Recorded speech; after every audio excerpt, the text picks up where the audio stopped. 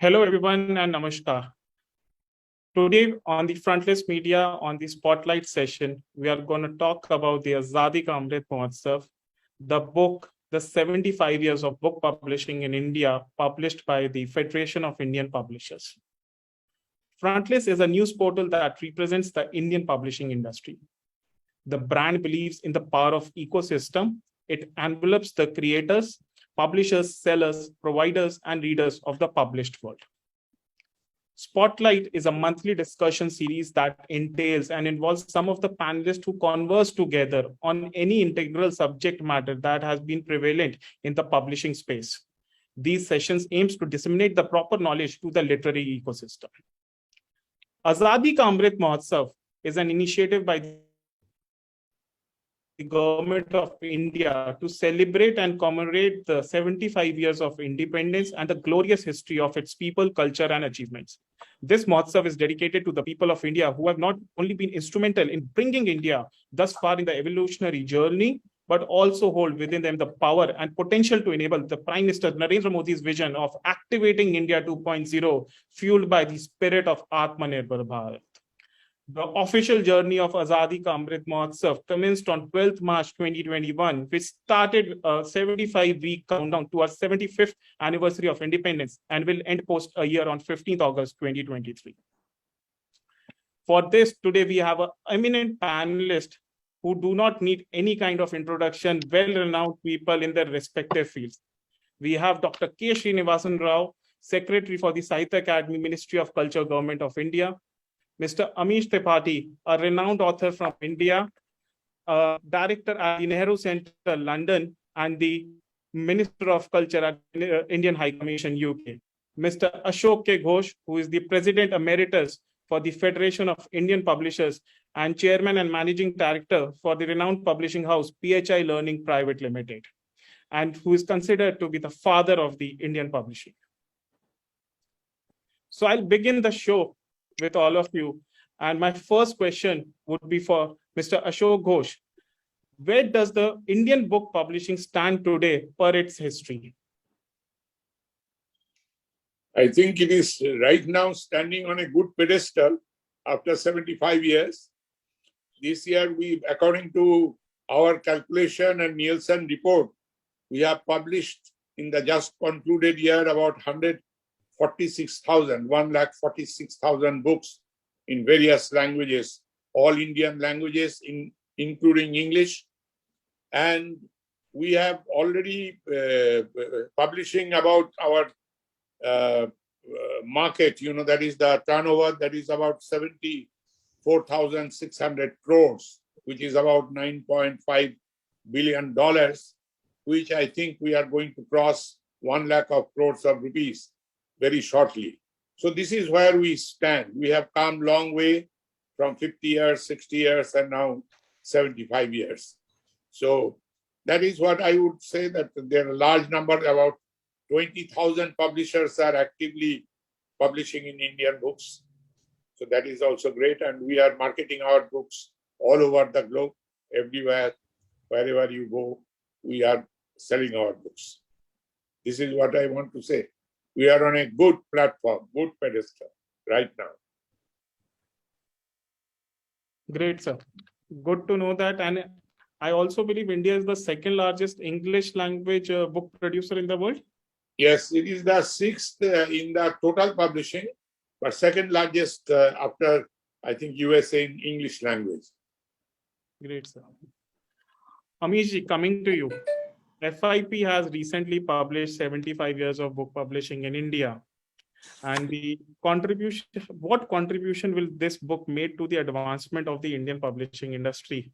And I would like to tell my viewers also that Amish has also contributed one of the articles for the book, and he authored that as authorship in India. Yes, Amish. No, thank you so much, Pranav. Look, there are various issues that we need to discuss as an industry. This is a time of change. Ashok ji is right. In many ways, it's the best of times. The number of titles has shot up, 146,000 titles were published in English. We are the second largest. I'm in the UK right now, and in terms of number of titles, I mean, India has actually gone ahead of the UK as well.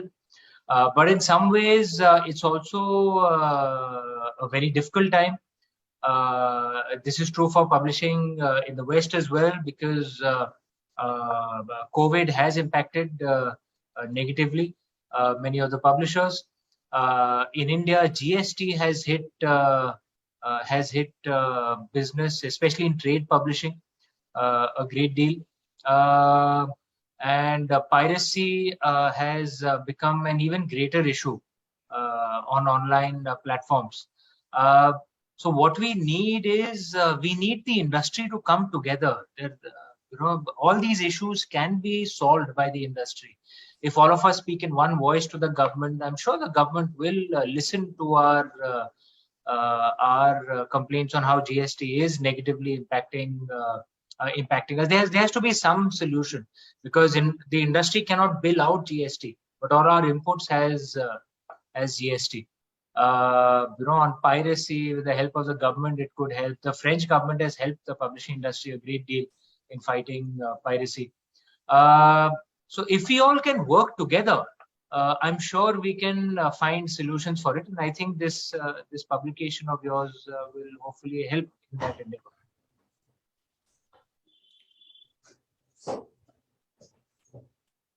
Thank you so much. Great, sir.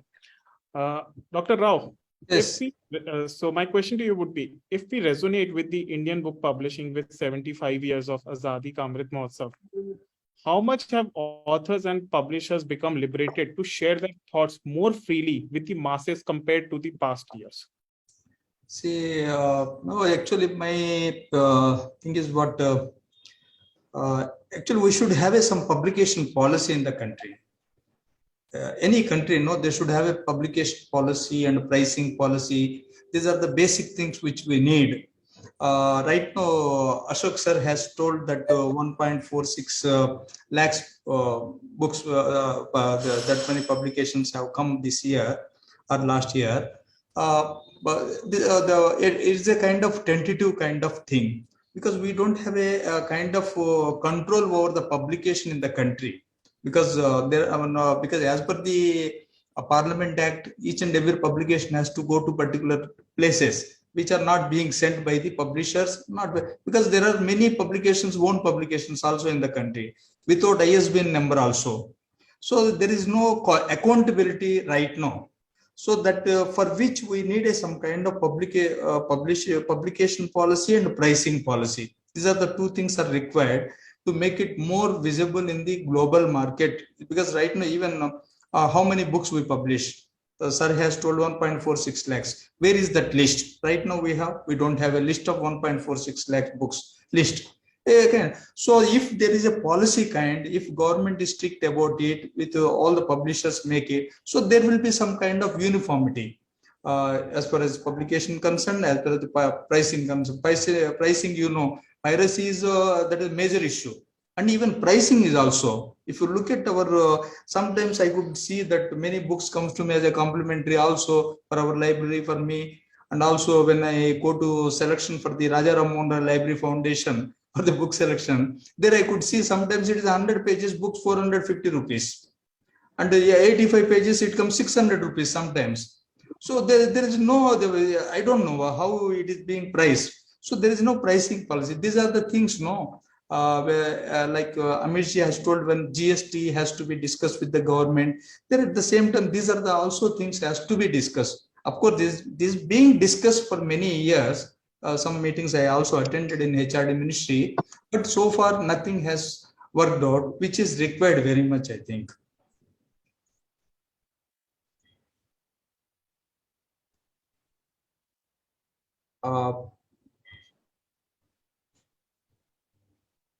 Thank you, Dr. Rao. So my next question would be to Mr. Asoke K.Ghosh, sir. Sir, you have been associated with the publication of 50 years and 60 years of book publishing in India. So what distinguishes this book from the earlier publication of FIP? It is not a very difficult question. First, when we did the 50 years, it was the first time, because we thought that since independence, 50 years gone, and we should show to countrymen that what kind of progress we have made. And in the first 50 years, we covered the pre-independence 50 years plus the post-independence 50 years. Almost 100 years we covered in the first 50 years of the book. And, people were very enthusiastic. And a lot of people say that a lot of people were there from the British era also. Those who read our 50 years, that what kind of progress we made during a short period. Then 60 years is another 10 more years added to that when we did the 60 years. And we made tremendous progress in those 10 years. A lot of things happened. We made, India was made, Delhi was made a capital of the world book capital. And we did a lot of, congresses, workshops, seminars all over the world. We participated in book fairs. So some progress we made. But when we did the 50 years, at that time, Mr. Malhotra referred to our industry as a giant in slumbers, if you remember correctly. So by 60th year, we have woken up, but not fully. Now the issues which just now raised, there are two important issues. Piracy. I think piracy, in place of decreasing, it has increased because of the technology, because of the online reading, because of the scanning from books and things like that. So a lot of things have happened. At the same time, we are also somehow or the other confronting the situation and we are trying to resolve it. The other thing is the price of books. Price of books, I'm quite sure that many authors and those who are writing globally will know the prices of Indian books are very low. Now it will become almost impossible to keep the price line because every other day the price of book, main input is that of paper. It is like a gold ornament. You go to the jeweler, he can cut his labor charge and other things, but he cannot cut down the gold price. The basic price of gold remains. Same with the paper. So because of the paper price, the prices of books are going to go up in the future. And if our economy, as the Prime Minister so many times is saying, and I also agree, we will develop soon as a developed nation. And if we do that, if we take our economy at the same level as Singapore or South Korea, then our prices will be at the same level. Because only a few years ago, I was exporting my books to Singapore and South Korea because the prices were very low at that time. And they were also buying our books. But now they buy books much better produced. So if our productions are better, your prices are high, the developed nations, they buy our books. So prices will be a factor, but I think with the affluence in the economy, I think we would be able to cope up with it in the next 10, 15 years. That's what I think. But this book, the 75 years, it is basically, we are trying to tell people that we have got tremendous scope. Author Amish Tripathi is here. I have quoted in my article, you might have noticed, I read it out to you, that he has said that why not we do when the mobile manufacturers are top 10, when the bankers are top 10 in the world, where other people are top 10, why the publishing, individual publishers are not in the top 10. I also asked the same question, and he has given the answer. He has said, Professor Tripathi has said that, the Indian market is a massive market. It's a huge market. And we are aiming at looking at 2030, by which we will be fully literate. If it is so, our market will be so high that we would be able to achieve within 10 years' time, we'll be getting a top spot in the publishing world. Individual publishers will be there, along with the mobile manufacturers and bankers and motorcycle manufacturers and others. Our content is good, our authors are excellent, world accepts them. So I think that we are on a very good wicket, and this book will enthuse the publishers and those who are connected with the publishing industry, because contributors are very good, very well chosen, and they have really worked very hard and contributed very well. This is what I want to say.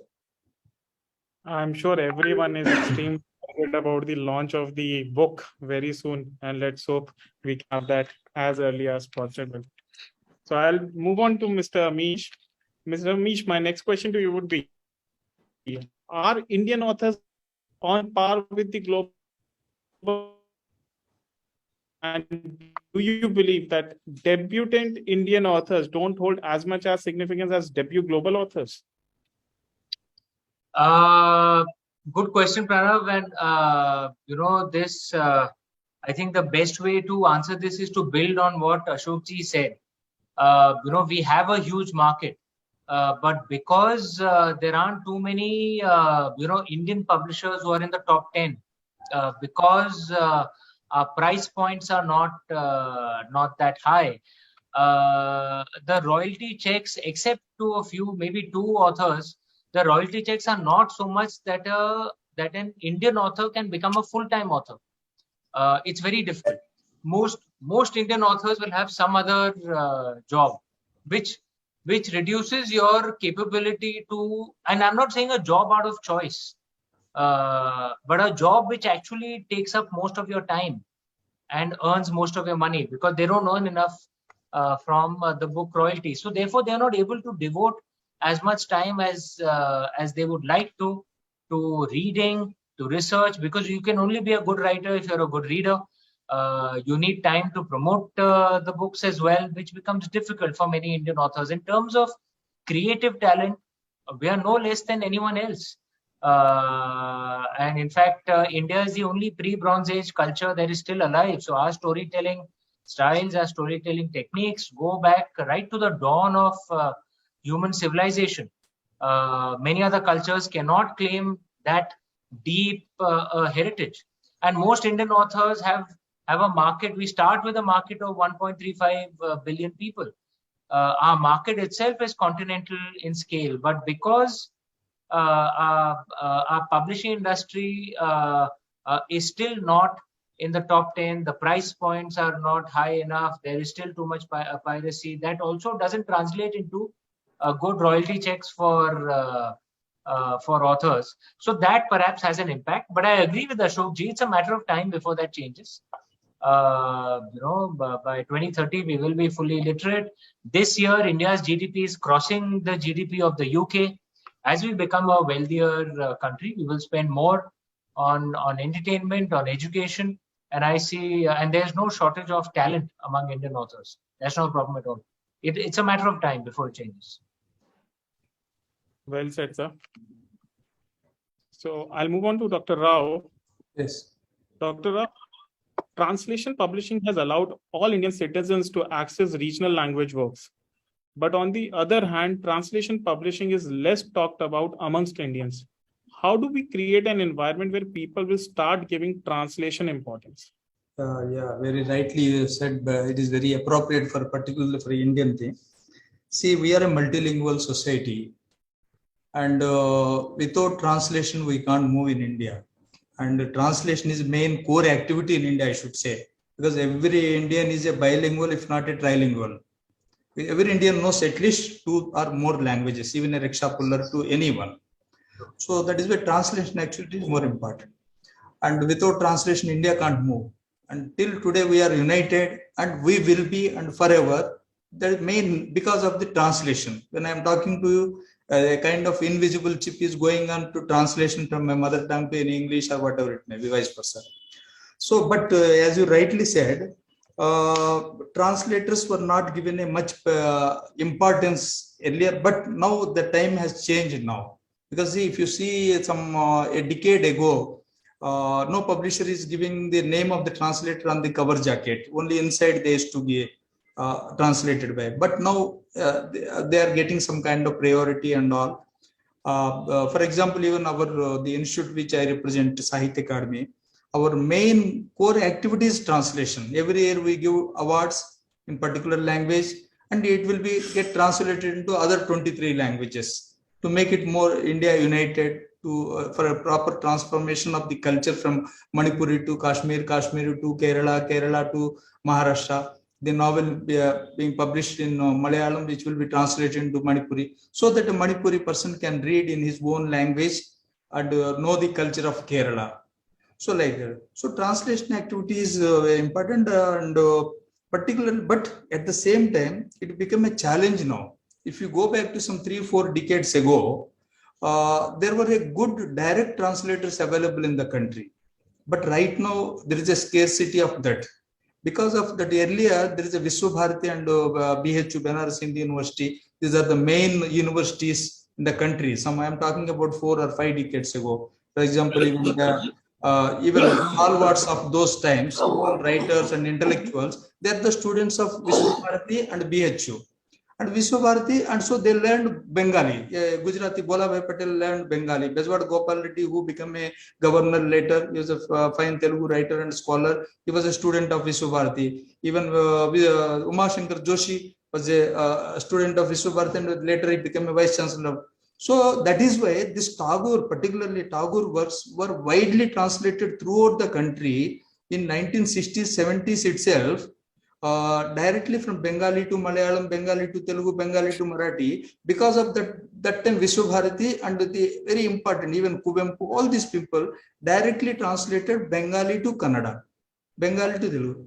So that time we don't have a much problem. But now that everywhere we have a good universities, a good, excellent educational institutes have come. So Telugu people are studying in their own Telugu areas. Marathi people are studying in Marathi. So they are not learning in that kind of the other language in which they can translate directly. So there is a scarcity of translation directly. So now we have to depend on the English and the Hindi. For example, if you give an award in Manipuri, first we have to get it translated into Hindi and English. Then only it will go to Malayalam or a Marathi, because not a single translator we have in the country. Forget about foreign languages, making available our Indian literature into foreign languages, into Spanish and all. That may be more easier than within Indian languages. Within Indian languages, first we have to translate into Hindi, English. That has become a challenge and time consuming as well. Now I think universities also have started a departments, translation departments. Sahitya Academy also started translation workshops to giving a proper training to the translators. We are trying our level best, but a single institution like Sahitya Academy is not available. In the education system itself, we have to make it as a curriculum activity, this translation, because without translation, India can't move.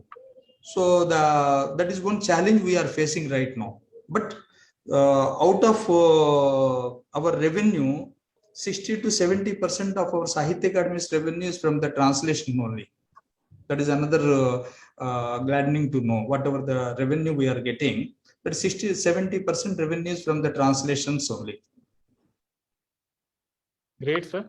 Good to know that Sahitya Academy is doing such a brilliant work and a lot to learn from it. I have my next question to Mr. Asoke K.Ghosh, sir. Sir, the Prime Minister Narendra Modi has given a vision of our self-reliant India, the Atmanirbhar Bharat. And how do you see the Indian publishing industry? What critical role or what important role the industry has to play to help India to become self-reliant? No, we have been, I think that publishing community itself is Atmanirbhar. Because when we started, even pre-independence also Atmanirbhar, because without self-reliant, the publishing industry could not thrive. What Mr. Modi has done, he actually told us that, you are on the right path. He approved our way of doing things. All our materials, what we use for producing a book, everything is Atmanirbhar. Authors, Atmanirbhar, the Indian authors we use majority of the time. Particularly, I am from educational publishing. All our books are written by Indian authors, which we are marketing globally. So self-reliance is there. Now, the government, the way, we are also under the MSME sector, the micro, small, and, industry. And there also the government is looking after us. But only thing is, that it has to be done more in a different way. Maybe we are not being able to project ourselves as the contributor to the Indian economy. I personally think that, like, if Mr. Modi himself just comes and just releases our book, I think we'll be charged up so much that our contribution towards the 5 trillion economy or whatever is the next, this thing will be much faster.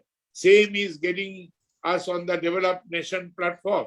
And the publishing, as you know, when you see Professor Tripathi, Amish Tripathi, he has used the word exponential. Actually, the publishing industry is in for an exponential growth.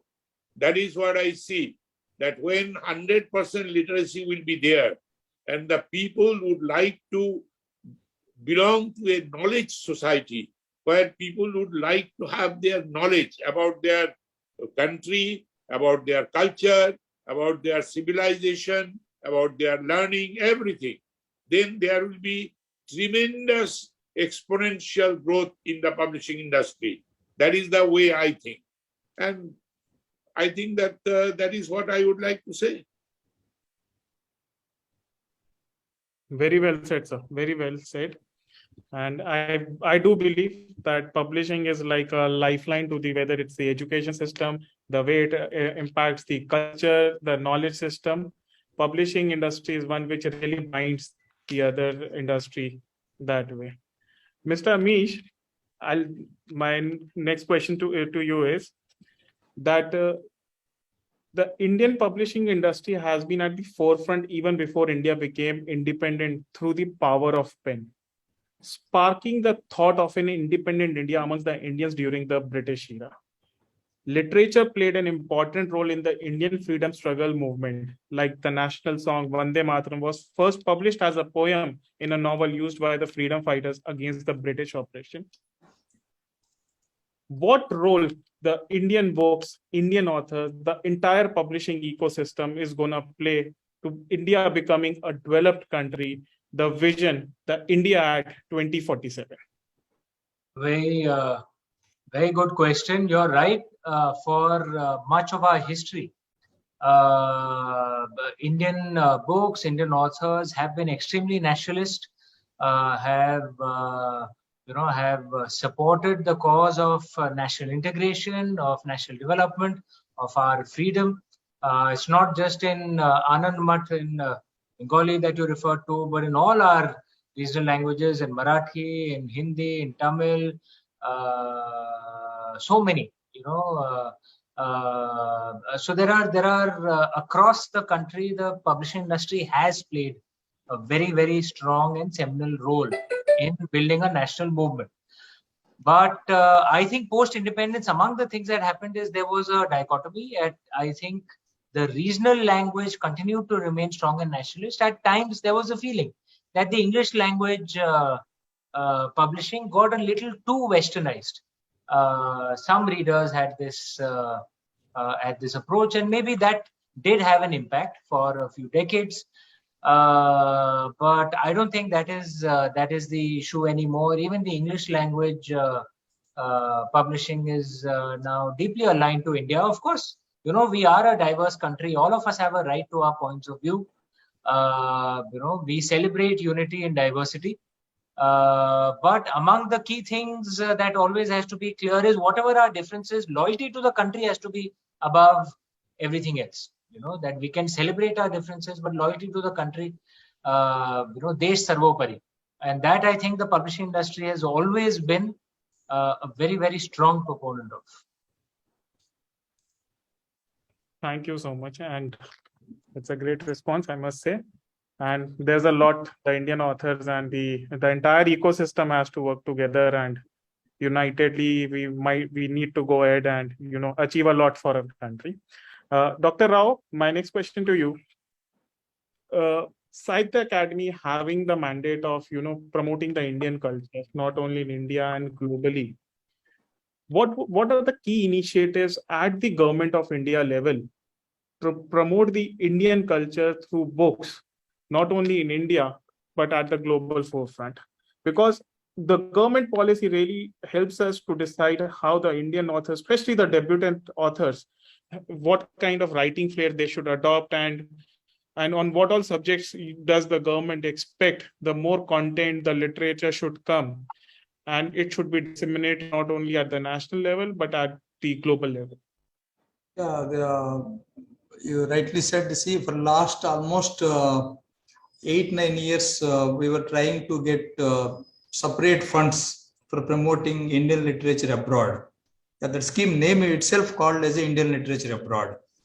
And of course, some books we have brought out. See, they are promoting. One is that through publishing, and another is culture. Of course, we send our writers delegation to abroad. That is what regularly happens. And sometimes we organize Festival of India in Peru, Cuba, and other countries. And sometimes, as you know, the India is a guest country in the various book fairs. For example, 2-3 years ago at Mexico, and last, I think this year in Paris also. Earlier, regularly used to. That time also we will try to promote our Indian authors in abroad through in Indian book fairs itself, international book fairs. But as you write, that is not happening the way it should happen. It was very slow, I should say. That is why we are unable to present ourselves in a global market in a proper way. Of course, a handful of like Amish Ji or the few major English authors are being presented at a global level. That is okay. But Indian language authors, whether it is a Marathi or a Tamil or any other language authors, they are not being presented properly at a global level. Okay, within India, we have a very good market. For example, in Tamil, see, Sahitya Academy is 1/3 revenue we get from Tamil language. It's a very good book market we have.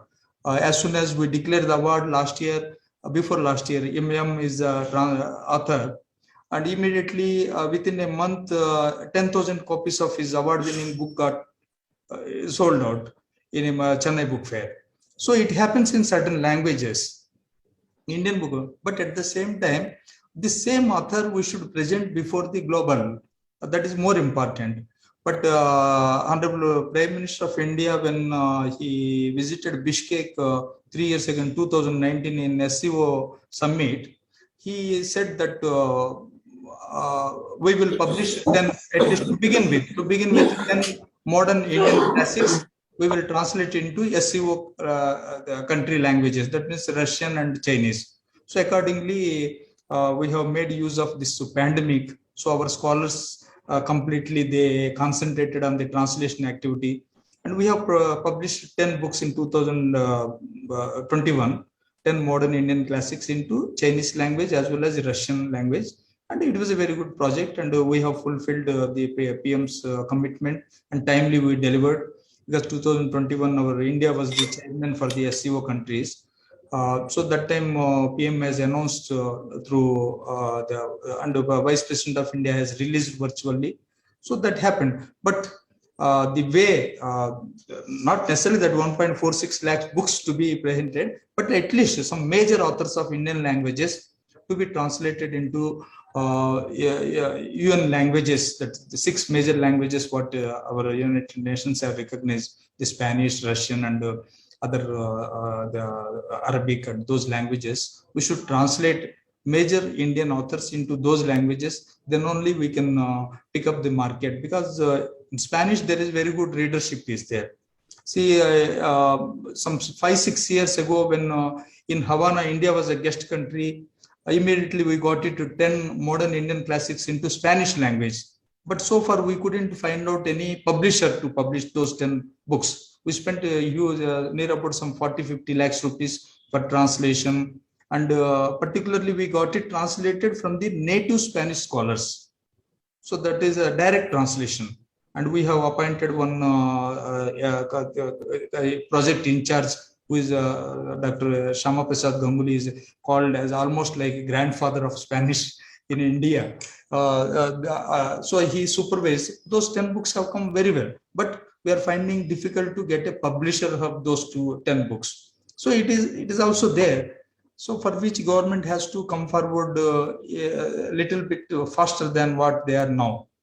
I'm not criticizing or anything, but still, no, we need that to promote our Indian authors at abroad. Within India, it's okay, but still within India also there are certain languages, particularly the literature what we publish, whether it is a poetry or fiction or a short story or a criticism.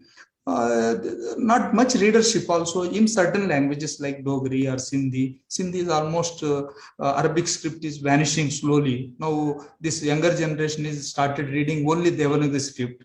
So Devanagari script has to be recognized first. That script has to be recognized. In certain state level governments have already approved it. So institute like Sahitya Academy and all, they have to think about it. With the younger generation, they won't be able to read Arabic script. And it's going, for example, in Konkani, there are 5 scripts are being used. This Goa, the Hindus, those who are in Goa, they are following Devanagari script. The Christians are following Roman Konkani. The Konkani people, those who are staying in Mangalore, Karnataka, they are writing in Kannada script. The people who are in because before the Portuguese time, many Konkanis were settled in Cochin area. They are writing in Malayalam script. Even still, 4 script also there. So the script problem is also there. With even example, this Santhal is another 8th scheduled language. It is being written in many scripts. Wolchiki script is being recognized. But in Jharkhand, other states, the Santhal, those who are staying, so we publish in Wolchiki. So our target readership and the consumer, these are only in Wolchiki script. What about the other script people? So not many copies we were selling. So that is still these problems are there, for which now this technology has come with new gadgets, automatic translation or transliteration, not translation, transliteration. So we have to see it.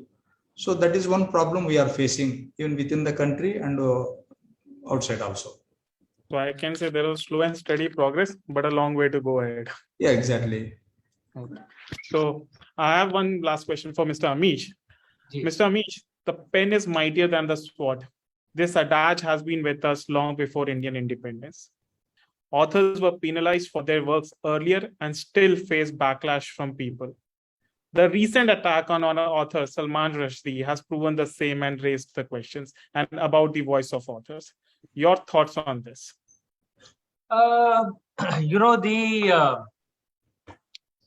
There is a world outside of India. There is a world within India, and this is a discussion that has been happening, since times immemorial. Our traditional culture does not have a concept of blasphemy. In fact, in Vedic Sanskrit, there's no translation for the English word blasphemy. We didn't have a concept, so we didn't have a word for it.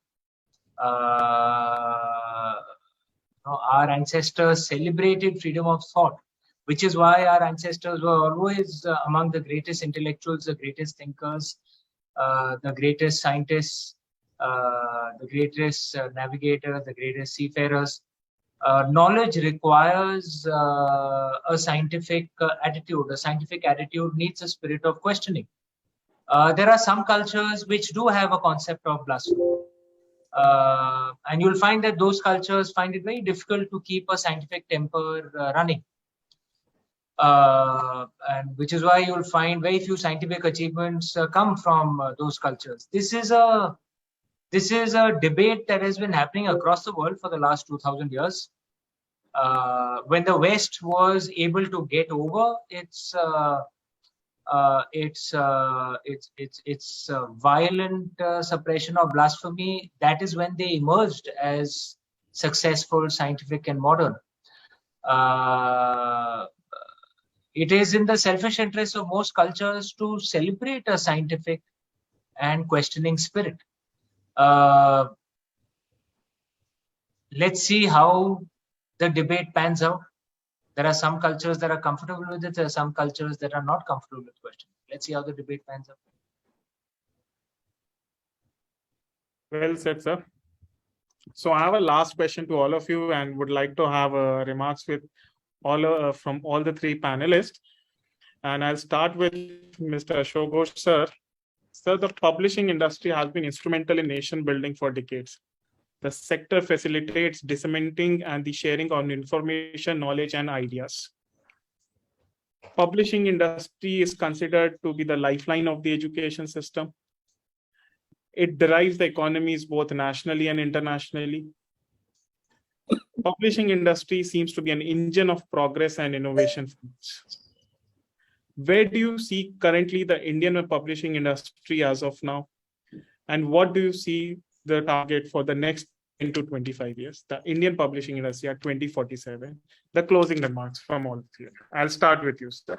No, I will be repeating it because first of all, I am not going to wait for 25 years, because I will be going with Amish Tripathi ji, that why not in 10 years? That is number one. Number two, in my article also I have written that if you see our Prime Minister, what he does is he set a goal. He set a goal that this is what we have to. We have to be a developed nation. Then he does not give the time that you have to do it in 10 years, 15 years, 20 years. He wants you to do it as quickly as possible. And right now, Amish ji said something. We have got a culture. We have to follow that. We have to follow our tradition. We believed in freedom of thought. We believe in expression. We believe in everything. So we need not have to rethink on our tradition and culture. We know what is our culture. Only thing many of us have forgotten. Many of us, we do not read about our culture, about our tradition. And this would be our job. Now, with just getting the literacy is not going to solve our publishing problem. After literacy, you have to read also. You have to tell, you have to motivate people to read more. Mr. Rao talked about translation and all that. He very simply, he explained it to me. Because major languages, Hindi and English, everybody is translating in Hindi and English and from their visual. So we know all the formats, we know the knowledge, we have everything with us. Only we have to use it in a self-reliant mode. All the time we are thinking somebody else will do our job. No, we ourselves will do our job. It is we, the people, who will take this country forward along with good leadership of the country's politicians and other people, academics. Everybody will lead us to the right path. And that is the way I will live. I am quite sure in next 10 years, we'll achieve quite a lot. This is what Dr. Rao, closing. Thank you, Mr. Ghosh. Well said. Dr. Rao, closing remarks from you. Oh? A closing remarks from you. Yeah, nothing, because everything our Ashok sir has already told. As he said, no, we have to come back to see our original roots and about our own traditions and cultures. And in the course of that, naturally, other things will follow. Right now, we are lacking many things, particularly the younger generation. Values, cultural values. See, for example, earlier we have a letter writing. Now there is no letter writing. So there is no addressing to father from a son, from daughter to even father writing to daughter. That those salutations have already gone. For present generation, if you keep on saying something, it become a myth for them. They don't have a patience to listen to you. So that is what I think all of us, particularly, I should not say Amish is very young and you also Pranav very young, but we are all facing at our home this old traditional values. First, we have to, as he rightly said, only literacy is not enough. We have to bring back our original roots. That is what our Honorable Prime Minister and the present government is trying to bring back those things. And I am sure we will succeed because it has to start from our home. Instead of raising finger at others and giving speeches at the various platforms, we have to start from our home. Naturally, again, we can see what we were some 500 or 1,000 years back, what we were, and those golden days, it will come. Of course, we are now one of the leaders in the world, but with cultural and traditional values, we will come back. If, for example, if you see in Israel, Hebrew language, it has gone, but they have completely revived now. that Hebrew language. They have revived. Now everything they are working. Why not? If we start, we can do it. All those things. So this is only my wish that very soon we will come back to those days. Great, sir. Thank you so much. Amish, one final concluding remarks from you. Completely agree with what Ashok ji and Rao ji have said. This is, I genuinely believe, among the most exciting times to be an Indian in the last 1,000 years. This year, our GDP has crossed that of the UK. We will probably cross, most economists will say, within the next few years, the GDP of Germany and Japan as well will be among the top 3 economies in the world. Businessmen, scientists, soldiers are all doing a good job, but among the key things, and on that I completely agree with Ashok ji, among the key things that Rao ji said, which I agree with it as well, that if we become wealthy, if we return to the space, to the place we had in the Comity of Nations 800, 900 years ago, but if we lose our culture, then what's the point of winning? We should, I have nothing against Western culture. There are good things that we can learn from our Western culture, but we must remain connected to our roots. And our culture remains strong only when we ensure that our children are connected to our culture. We are the oldest living culture in the world. We are the only pre-Bronze Age culture that is still alive. China is not pre-Bronze Age. China is just around 3,500, 4,000 years old. Pre-Bronze Age, minimum 5,000 years old. So we are the only pre-Bronze Age culture that is still alive. And the reason we are alive is because every single generation of Indians ensured that they passed on the priceless heritage of our culture, of our ancient culture, on to the next generation. And some of our ancestors in the last 1,000 years did it in the most difficult of times, when we were facing barbaric invaders. Right now, India is the safest it has been in many centuries. So our generation actually has it easy. We must ensure that we pass on this priceless ancient heritage that we are the inheritors of. We must pass it on to the next generation. Great, sir. So what I could make out is everyone has its own bit to do for the nation. And as we say in Hindi, मानव जीवन लक्ष्य युक्त है, व्यर्थ गवाना ठीक नहीं, सूर्य चंद्र बन में आपको जीवन सार्थक होगा तभी. With all this, all of us need to do our bit. एक भारत श्रेष्ठ भारत बनाने में हम सबको काम करना है, हम सबको अपना योगदान देना है. With all this, I would like to thank you from the bottom of my heart to all the 3 panelists for sparing your valuable time and coming and joining us on the Frontlist Media Spotlight show for the 75th Azadi Ka Amrit Mahotsav. Thank you so much.